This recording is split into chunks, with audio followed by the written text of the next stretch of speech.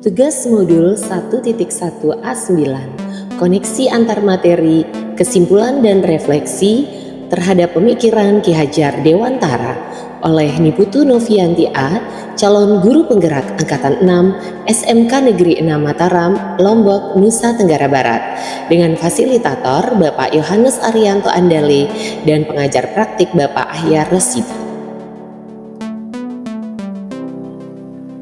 Pertanyaan pemantik yang pertama, apa yang Anda percaya tentang murid dan pembelajaran di kelas sebelum Anda mempelajari modul 1.1? Yang kedua, apa yang berubah dari pemikiran atau perilaku Anda setelah mempelajari modul ini? Dan yang ketiga, apa yang dapat segera Anda terapkan lebih baik agar kelas Anda mencerminkan pemikiran Ki Hajar Dewantara? Yang pertama, apa yang Anda percaya tentang murid dan pembelajaran di kelas sebelum Anda mempelajari modul 1.1?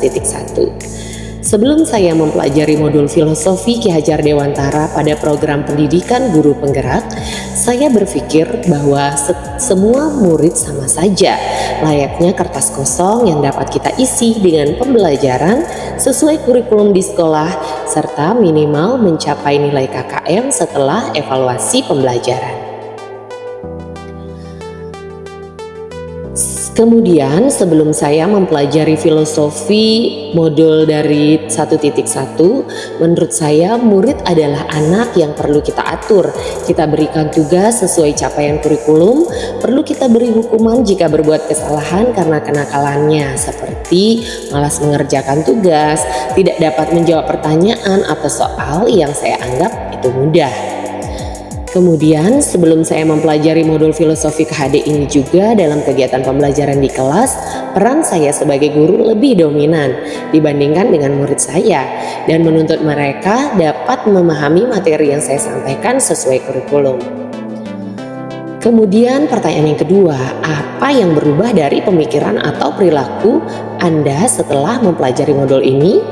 Saya menyadari kesalahan saya selama ini bahwa anak bukan kertas kosong yang dapat digambar sesuai keinginan orang dewasa. Menurut filosofis Ki Hajar Dewantara bahwa anak lahir dengan kekuatan kodrat yang masih samar-samar. Sebagai guru, kita hanya dapat menuntun dan mengarahkan segala kodrat yang ada pada anak-anak agar mereka dapat mencapai keselamatan dan kebahagiaan setinggi-tingginya. Kemudian, saya menyadari sebagai pendidik atau petani kehidupan bahwa saya perlu menjadi contoh tauladan dan menuntun anak melayani dengan tanpa mengharapkan apapun, menebalkan laku murid dan budi pekerti mereka dengan menebalkan dan menerapkan budaya positif di lingkungan kelas dan sekolah.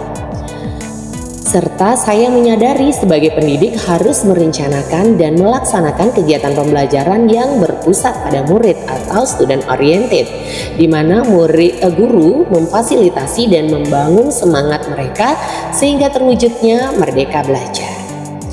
Kemudian pertanyaan ketiga, apa yang dapat segera Anda terapkan lebih baik agar kelas Anda mencerminkan pemikiran KHD? Yang pertama, mengadakan tes awal untuk mengetahui kekuatan kodrat anak seperti visual, auditori, atau kinestetik untuk kemudian kita desain pembelajaran dengan media yang bervariasi sehingga dapat tercipta pembelajaran yang menyenangkan di dalam kelas. Kemudian yang kedua, membuat kesepakatan kelas bersama murid dan berkomitmen untuk melaksanakan tata tertib kelas yang telah mereka sepakati bersama.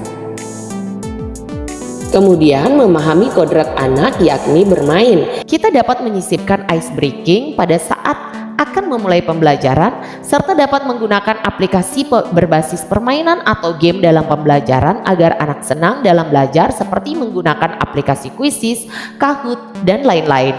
Membudayakan 5S, senyum, sapa, salam, sopan dan santun di lingkungan sekolah.